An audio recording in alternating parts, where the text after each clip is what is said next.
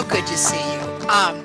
So here's my friend Chris Hollins. Okay, I think, when people say, who do you admire? I have to tell you, I really admire Chris because when Diane Trautman resigned, Chris stepped into the breach to be our county clerk, not elected, but volunteered to do this damn thing. And now all of a sudden we've got all this other stuff going on. So that he still has his smile and that he's still able to be here with us today, I find that amazing. Chris, this is some of our Rotary Club members you see here, and we're all interested to hear what you have to tell us. I do want to just remind you, Rotary is not political. We're not religious and we're not political. So one of our members, we're heathens. That's right. So the gentleman, Jim Skelly, who just spoke, he's our enforcer. So if you stray into the political arena, Jim will let you know, okay? You need to turn up your sound there a little bit. Couldn't hear you. Just a little bit better. I'm in a very loud space, and so I'm trying to use the headphones and microphone. But I'll try and ensure that you all can hear me. Okay, thank you. All right, you got the stage. All right. Well, good afternoon. First of all, thank you all for having me. And I've known from childhood.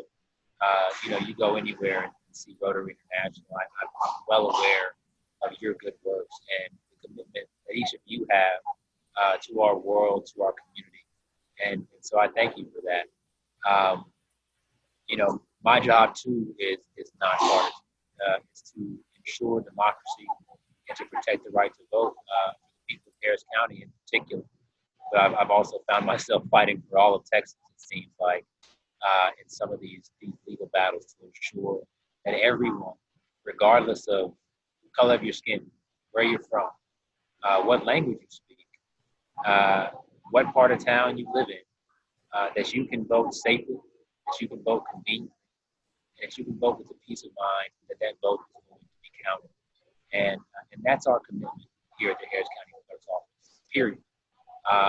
We have thousands upon thousands of volunteers who come from all backgrounds and political stripes, who are all dedicated to this single mission. And that's making sure that your voice can be heard in this critical November election. And so, what are we doing to bring this all about, to make sure that you have a safe, secure, accessible, fair, and an efficient election? Well, we're doing a lot. We're doing more than has ever been done before in the state of Texas, and very likely the United States. We have a record number of locations. During early voting, you're going to be able to cast your vote at any one of 120 plus locations, which is triple the number of early voting locations that we had in 4 years ago. On election day, we're going to have over 800 locations, more than has ever been had in any jurisdiction in the state of Texas.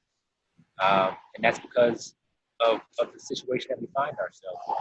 Not only, of course, is Harris County the largest county in the state, third largest county in the country, with over 4.7 million residents and over 2.4 million registered voters. But we're going to be in the highest turnout election that Harris County has seen of all time. And of course, we're facing this election at the time of COVID-19, a deadly virus from which we all need to be protecting ourselves and one another. I see this note from Marianne. Are y'all able to hear me okay?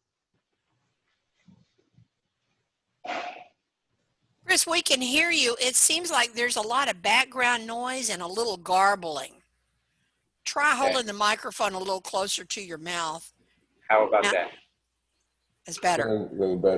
That's better? All right, I'll keep it right there.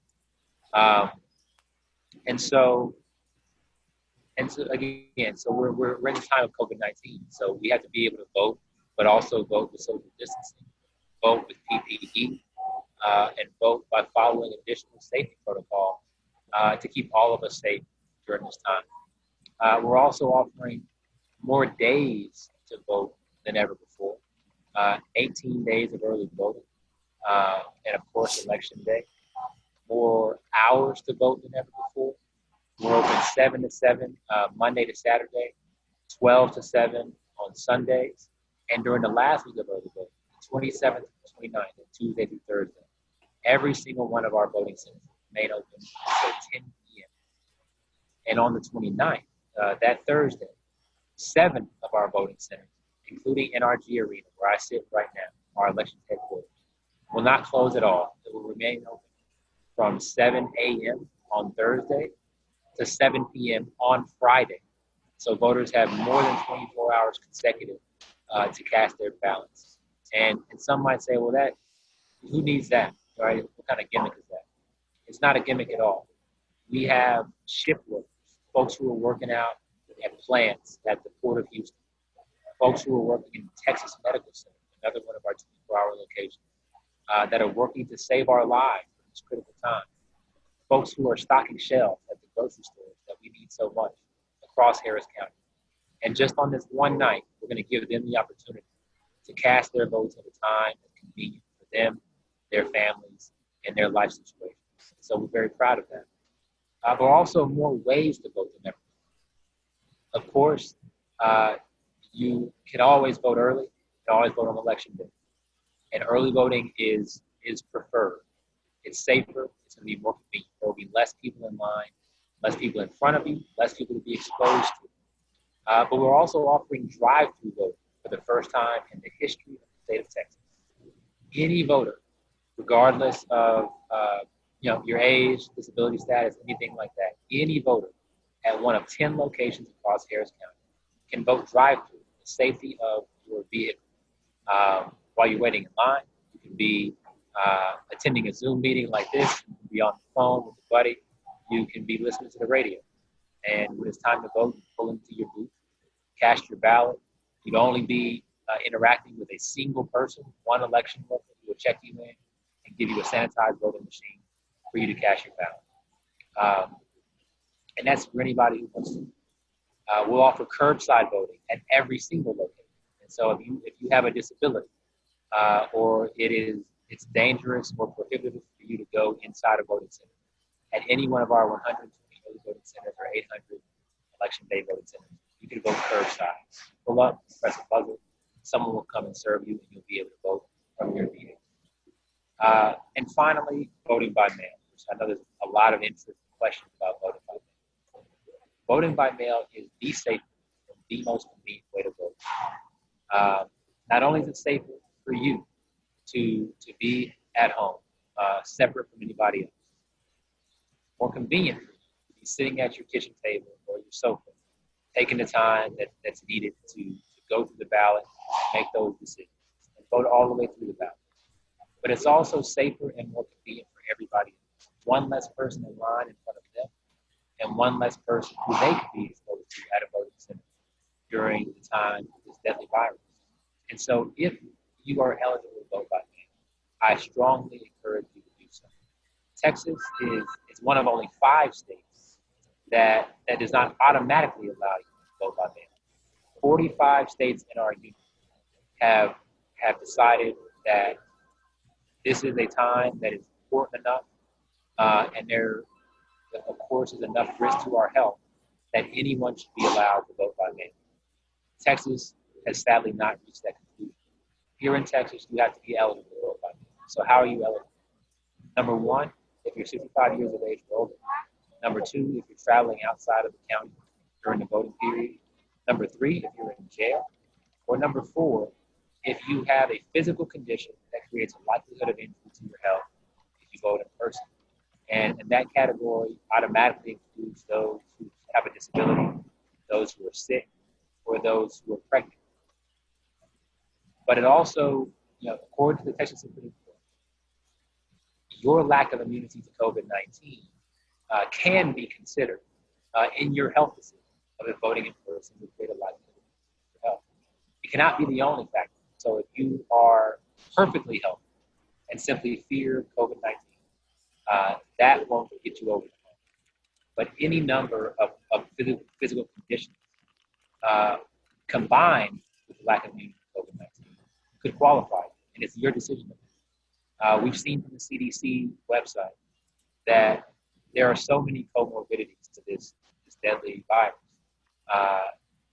hypertension, diabetes, breathing conditions like asthma, bronchitis, heart conditions, obesity, smoking, cancer, so many others. And you can make that decision for yourself. It's not my decision as a county clerk. It's not the governor's decision. It's not the attorney general's decision. It's your decision as the voter to determine whether or not you are eligible in any of these categories.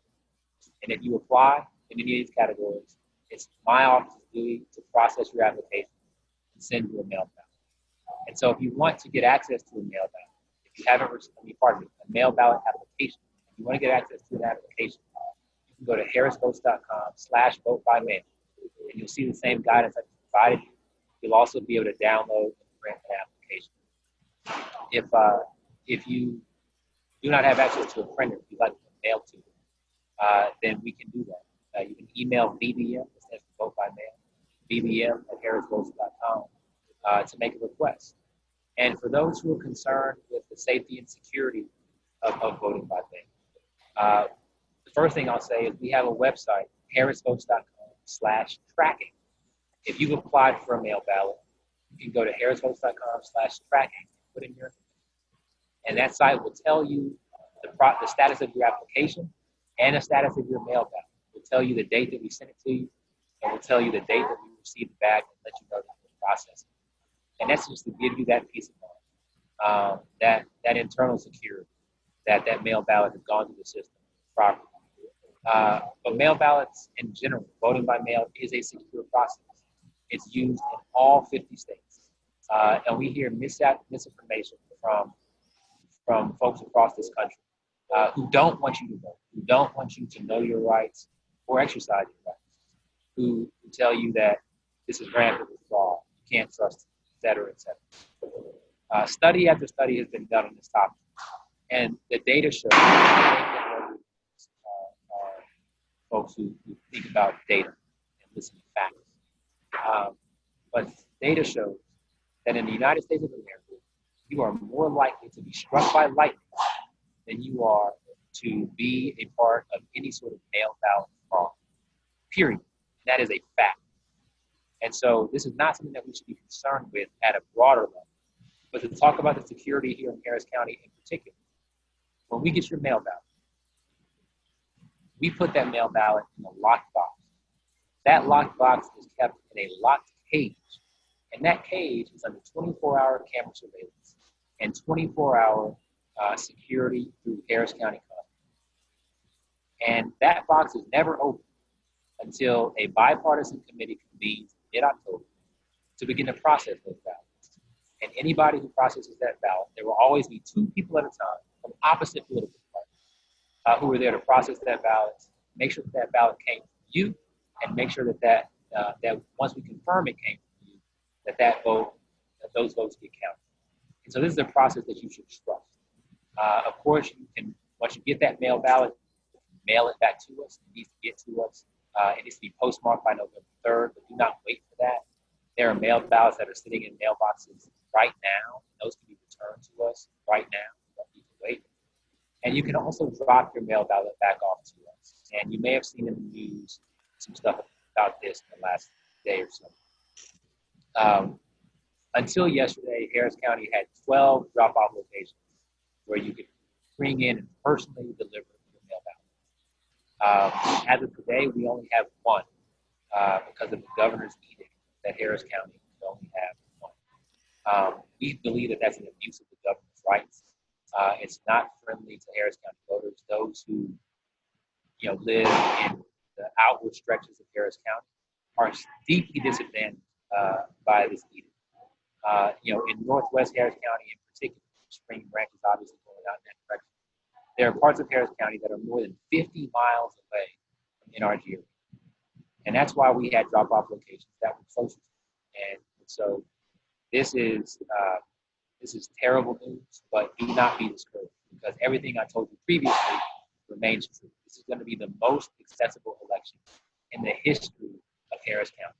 More days to vote, more ways to vote, more hours to vote, more places. And so we need every member of this club, but we need everybody across Harris County. democracy is not a spectatorship. We all need to be engaged. We all need to be involved, and we ultimately need to all have our voices heard, have an equal say at the polls in this critical election. And so I want to encourage all of you to make sure that you're registered. You still have 3 more days to register if you're not registered. I'm sure all of you are. But your friends, your family, your neighbors, those kids who just turned 18, they need to be registered too.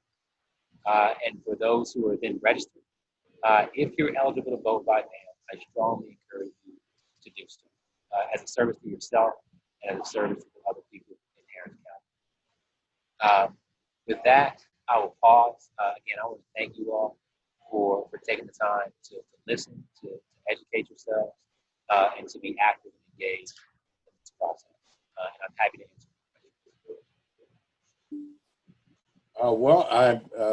Chris, I thank you for those remarks. Do you have time to entertain a couple of questions, or if anyone has some?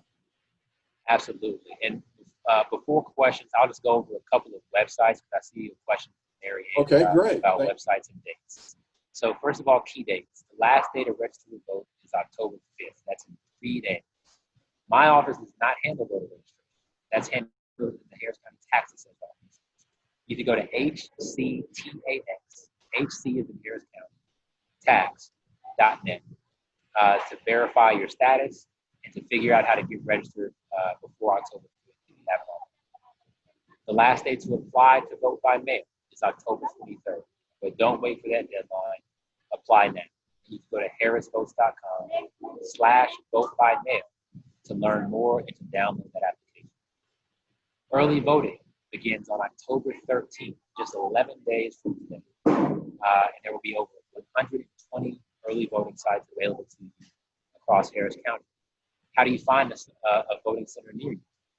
You go to harrisvotes.com/locations.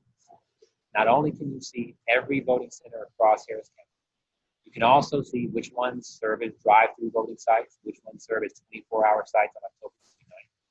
And you can also see the approximate wait time at every voting center. So you can choose to go to the one that has the shortest line. So absolutely use that. Early voting extends through October 30th, which is a Friday. 24-hour voting will extend from the 29th to the 30th. And of course, will come to a close at 7 p.m. on October 30th. And then we have a full day of voting on election day, November 3rd, from 7 a.m. to 7 p.m. A number of other sites really quickly. To make a plan to vote, to get your sample ballot, go to harrisvotes.com/sample. You type in your information and you will get your personalized ballots. You can think through all of the different races that you're going to vote in. Because as you all know, the further you get down the ballot, the closer you get to your doorstep. So we need to be voting the entire ballot and making sure that we're choosing leaders both nationally, statewide, and locally. And then the last link I'll share with you, harrisvotes.com/text. If you go to harrisvotes.com/text, provide us with your phone number, and we will send you up-to-date voting information by text so that you have those key deadlines, those key dates, those key alerts as we progress in this election season. Yeah. Thank you so much, and Bill, I'm happy to answer. Oh, thank you. Thank you. One thing I wanted to mention to you before we entertain some questions is you mentioned the fact that you will have drive-through and curbside voting, and that's something that I had not heard. And you might want to make that more known to the public, because I think for some people that would be an attractive option. Absolutely. I mean, we're doing our best. I'm probably on a dozen news segments a week trying to spread these messages. We're spending well over $1 million on TV, radio, and print, and digital advertisements to try and get these messages out. But we need your help. Share that message on your Facebook, on your other platforms. Text to your friends, your cousins, your children, and your grandchildren. We need everybody to have these messages. we're going to keep on doing everything we can to get those out, and we certainly need your help. All right. Do we have anybody that has some, Bob Price? Bob? Yeah, Chris Hollins, how long might it take, do you think, for all of the votes in Harris County to be counted? That's a great question, Bob, and thank you for asking. So there are sort of three different sets of election results. There's the early voting in person, which those are all stored on machines, from October 30th, and we tabulate them finally on election day. That's a very quick process. We have the mail ballots, which they begin to be processed in the middle of October, but they're not counted till election day. But again, that counting process at the very end, that very last step, is a quick one. And so we expect to release those results along with the early voting results right around the time the polls close on election night, just after 7 p.m. And then you have the in-person election day results. What's going to happen is that as each individual polls close, and of course, if you get in line before 7 p.m., you're entitled to vote.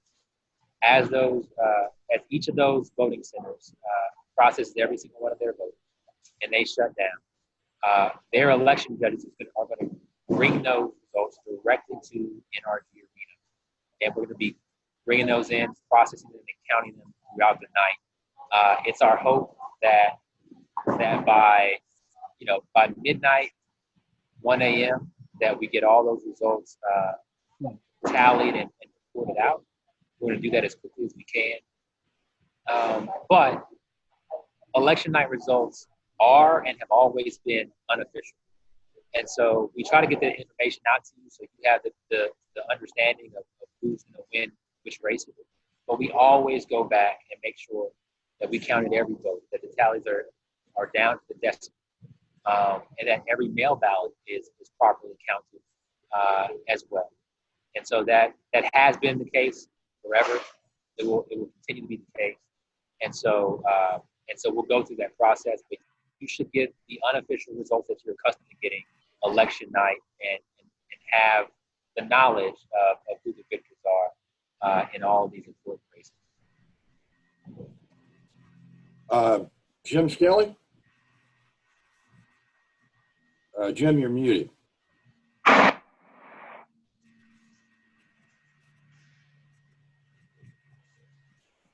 Okay, can you hear me? Yes. Okay. Yeah. Based upon my past experience being involved in the voting process, as far as I know, it's curbside has always been an option at voting locations. Am I correct? That is correct. Curbside voting has always been an option for members of the disabled community.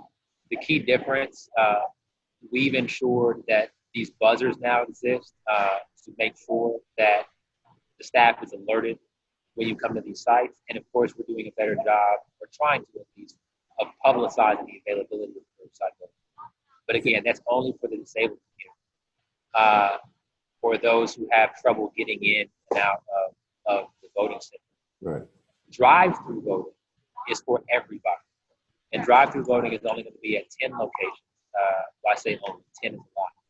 There'll be 10 locations across Harris County that offer drive-through voting for anybody who wants to come and cast their ballots.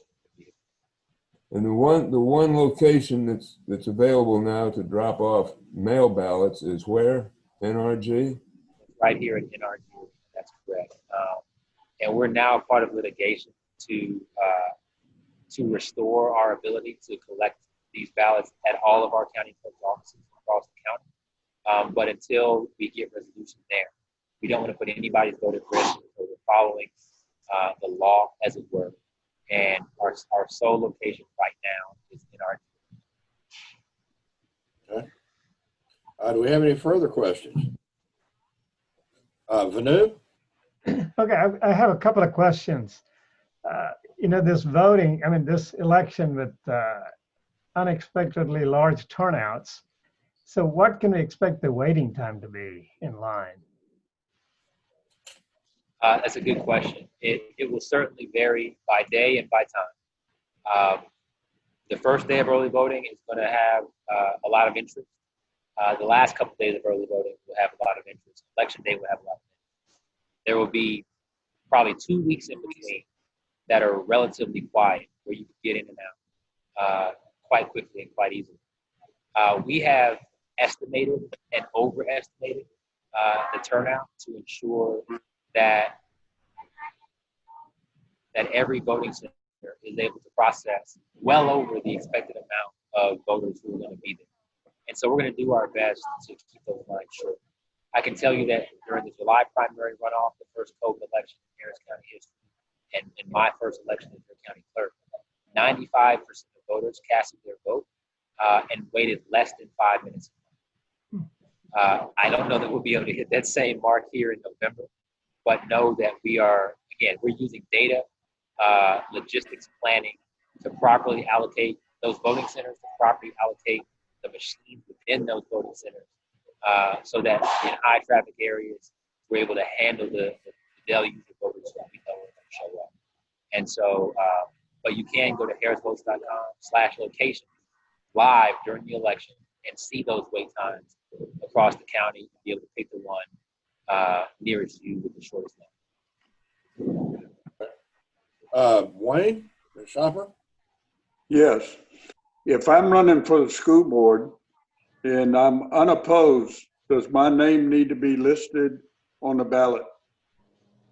So that this varies by jurisdiction, but there are a number of unopposed candidates that I, as the county elections officer, am able to declare as elected, and I've done that. And the reason that I've done that is to make voting easier for everyone. We have one of the longest ballots in the country. And so by taking some races off of that ballot, that makes your voting experience quicker. It makes the line shorter for everyone. And so what you'll see in some races is that they have not been taken off the ballot. They're moved to the very bottom. And what you'll see is a note that says the following candidates have been declared elected as unopposed. And they'll be listed out. So you'll be able to see every single race. Your name, if you're the candidate, will still be on the ballot. But this will make the voting process more efficient, faster for all Harris County voters. And so we're excited to be taking that step. Okay. Thank you for that. In Spring Branch, there are 2 running and their names are not listed on my pre-ballot. So they are elected by you. They're declared elected. They're elected by the people, but they're declared elected by me. Yes. Right. Thank you very much. Kathy. Chris, thanks for speaking today. While you were just talking about those websites, I went on and I was starting to play around with harrisvotes.com, and I have to give you compliments. It was quick, it was easy. It shows early voting versus election day, and it even has little car icons for where the drive-throughs are. So it's really easy to understand and manipulate, and figure out where you want to vote. So compliments. Thank you. We have a team that's been working very hard on all of this, and we get feedback from voters inside you to say, hey, you might want to try this. And we go and tinker and try to make it better, every day. And so keep the feedback coming. But thank you. I'll make sure and extend your thanks and gratitude, Kathy, to the team. Okay. Lindsay Kroll? Along those same lines, I just checked the tracking text that you mentioned before, and I found out that my ballot got mailed out on September 28th. So I should be it should be in my post office box now. Yep. Keep an eye out. Those are coming your way, and thousands and thousands of Harris County voters have already received those. We've already mailed out in excess of 200,000 mail ballots. Ours arrived today, Lindsay. Pardon? Ours arrived today. Very good. I think probably mine's out in the post office box waiting for me to go pick it up. Okay, excellent. Certainly retrieve those and again, get them back to us expediently. Don't wait until November 2nd or 3rd to try and get those back to us. Make sure we get them, track them, so then and have the peace of mind that we have it, and then we'll take care of the rest. All right, excellent. Do we have any other questions? Mark Harrington. Chris, thanks for the presentation. I wanted to ask, I grew up in Boston, So if I'm interested in voting 2 or 3 times, do you have a mechanism for that? As we have a mechanism to make sure that you can vote once, Mark. It's a great question. Whenever you come into a voting center to check in, if you checked in person previously, that will be flagged and you'll be disallowed from checking in the second time. The other situation is folks who have gotten a mail ballot. If you come to check into an in-person voting center, the system will flag and alert our election that there's a mail ballot out there with your name. And we have a couple of options. Number one is to go home and vote your mail ballot. Number two is, if you have that mail ballot with you and say, I want to vote in person, you can surrender it physically to us and we can check you in and you can go ahead and vote then and there. And then the third step is to vote provisionally. If you tell us, I never got my mail ballot, or it got messed up, it got destroyed, or I just forgot it at home, you'll be able to vote a provisional ballot.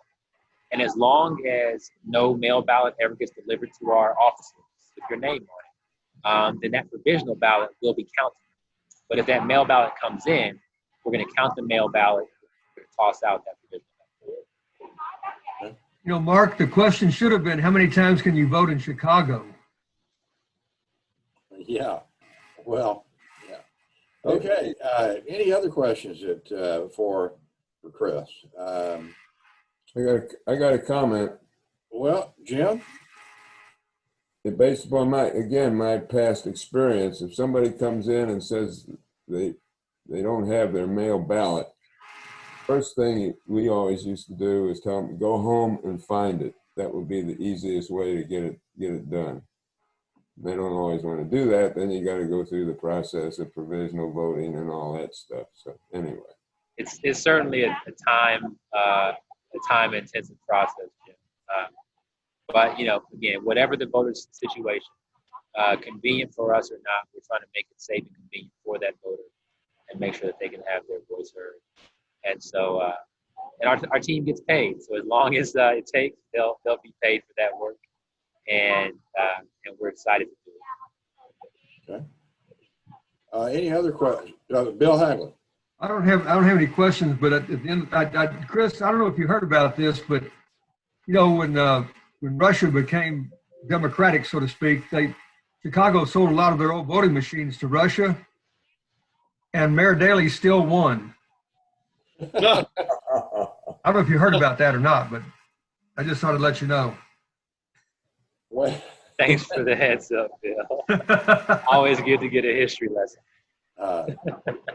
Well, Chris, thank you very much for all your hard work on our behalf. I know that this is, I